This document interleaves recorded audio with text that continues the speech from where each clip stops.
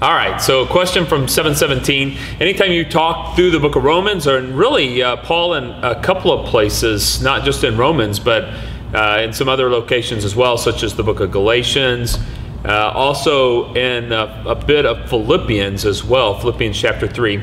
Paul uses the word law, and there's always a question about what law is he referring to. Is there a specific law? Is it the Mosaic law, the first 5 books of the Bible, known as the Torah or the Pentateuch? Is the law a specific set of laws like the 10 Commandments?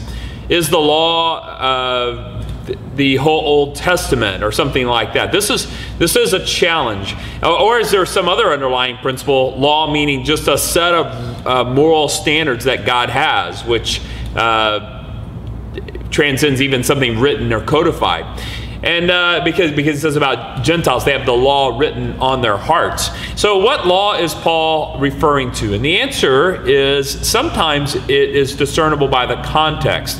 For instance, in Romans chapters 6, 7, and 8, Paul, in talking about the law, says that when he heard the phrase "do not covet," it created in him coveting of every kind. So there Paul quotes from the 10 Commandments, the 10th of the 10 Commandments, about do not covet, as a reference to the law. And so he may have that in mind. He also talks about a law of works and a law of faith. Well, there is no law of works as a body of written material. In Romans chapter 3 refers to the law of works and the law of faith. There's no written body of law called the law of faith. There he seems to be talking more about the broad principles of God's standards. And this makes it difficult because Paul seems to be sliding between a codified Jewish written law at times to a broad principle of laws, like a set of rules that God would hold people accountable to, generally speaking. And I think the reason for this is that the primary purpose of Romans 8 is to talk through the tendency to try to want a list of do's and don'ts as a means of justifying ourselves before God, whether these are a list of the 10 Commandments or a list of Jewish laws in general, such as the Pentateuch, or a list of Jewish rules or works like circumcision or the practice of the feast, festivals, and sacramental system. All of these things we have a tendency as humans to say, I'm going to make myself in right relationship with God on the basis of what I can achieve, either by avoiding bad or doing good or practicing some set of rules or regulations. And that's what Paul is mostly challenging. So that's why I think Paul doesn't necessarily have one specific idea in mind here, because people slide between various kinds of ideas. Some people think in terms of law as in the law of works, meaning circumcision and practicing the feast and festivals and the sacramental system. Some people mean law, when they say law, they mean law keeping, like avoiding bad, the 10 Commandments. And there Paul challenges that as well. None of those things can make us right, which the person who asked the question acknowledged all that. In fact, the person stated very well that the law came in not as a means to make us right, but to point us to the need for faith and grace. But the question then becomes, what is the purpose of the law now?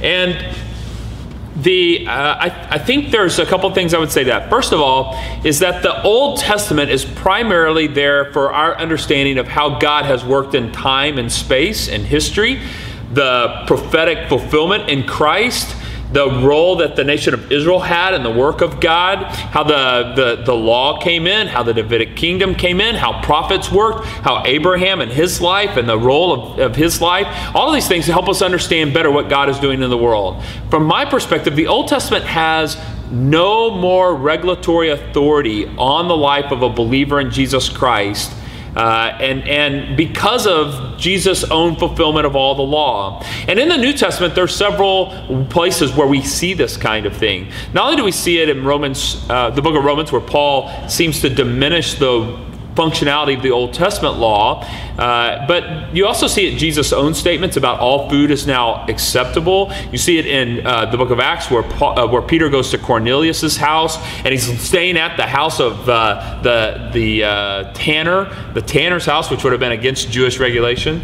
You have Gentiles and Jews meeting together and gathered together, all those kinds of things. In addition to that, it seems as though from the book of Hebrews that the old covenant is passing away and that those things are now obsolete and that they will eventually fall away completely and that a new covenant has come. And so because of that, Old Testament rules, regulations, sacramental system, dietary laws, all of those things have been completely fulfilled in Christ and therefore are no longer in effect on the life of a believer.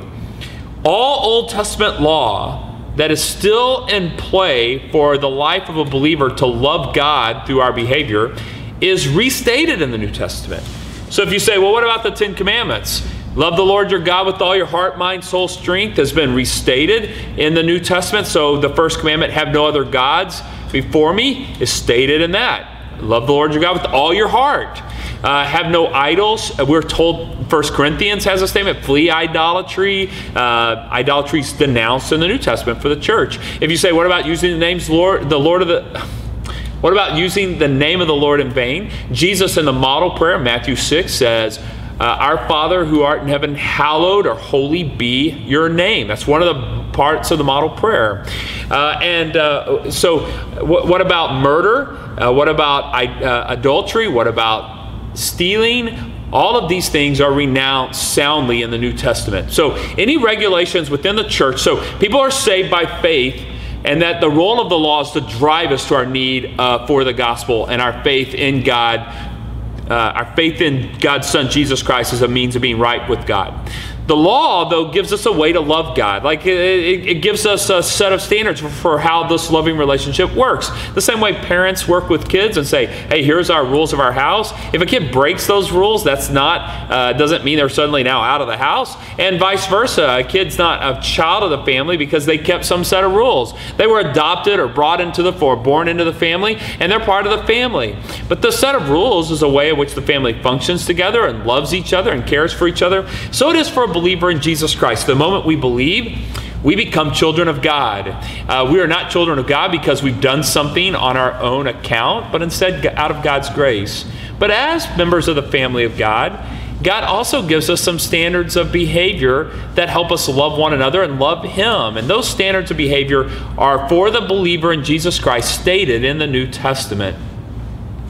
Now, does that mean we completely ignore the Old Testament? The answer is no, because we learn a great deal about God's work in history, time, and space, His standards of morality for the nation of Israel, and the way those laws played a role in the life of Israel. We still want to know them, but we're not under obligation to them. In the New Testament, we are under obligation to the New Testament law, the New Testament commands. And I say this because if there was something in the Old Testament that was absolutely required for those in the New Testament, I think Paul would have restated it, or Jesus in the Gospels would have restated it, or Simon Peter in his letters would have restated it. Jesus puts aside dietary rules. The book of Hebrews puts aside sacramental system. Paul puts aside circumcision for Gentile believers. So the Old Testament regulations fall one domino after another throughout the New Testament. But what's left is a New Testament ethic, a New Testament law that still remains within the New Testament writings. So the Old Testament law has been fulfilled in Christ and is no longer applicable for the believer. However, the Old Testament law gives us great information to know about God and His work in time and space. The Old Testament law should be studied and understood in light of Jesus Christ and His work in the New Testament. But the Old Testament law has been in the New Testament subsumed into the church and into the New Testament, and a new set of ethics have been laid down. They're not radically different than the Old Testament in terms of the moral law. The moral law is very, very similar because the morality of God hasn't changed over time. But God's dealings with humanity in terms of sacramental system, in terms of feasts, festivals, the rite of circumcision, clothing, all of those kinds of things those things have gone away, and they've gone away because they've been completely fulfilled in the person of Jesus Christ. No longer an obligation to us. That is a great question. It is a hard thing to balance this. I see even churches today where it's a big emphasis to post the 10 Commandments and things like that. And that's not a bad thing, but in the process of doing that, at times we give the implication that the 10 Commandments are still in force for the church today. And what I would say is we'd be better off posting the Sermon on the Mount or the Beatitudes or Pauline statements about those similar kinds of themes. Things like Ephesians chapter 4 and 5, things like Colossians chapter 3, again, the Sermon on the Mount, things like Paul's statements in really any of the epistles.